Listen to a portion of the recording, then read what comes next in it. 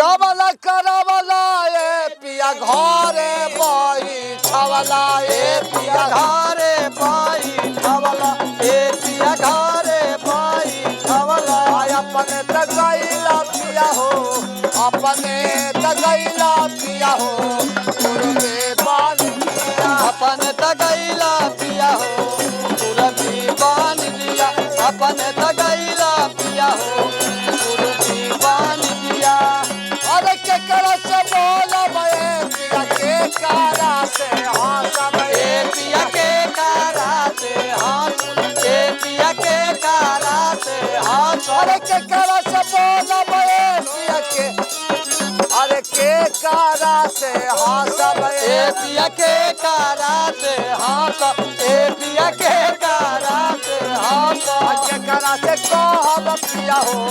के करा से कहब पिया हो दिलवा के बतिया करा से कहब पिया हो दिलवा के बतिया करा से कहब पिया हो दिलवा के बतिया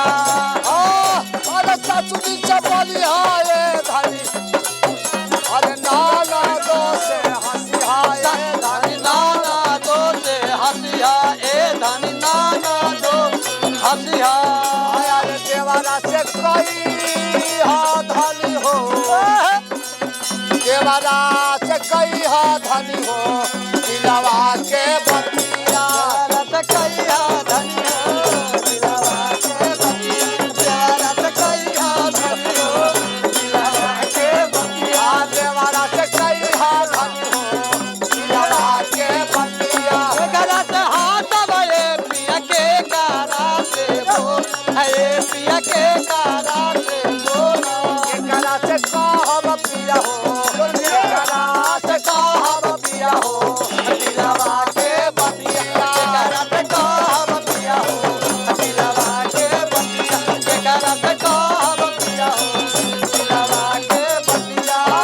अरे चाचू जी से बोली हाय धनी नाना दो से हंसिया ए धनी नाना दो से हंसिया ए धनी नाना दो से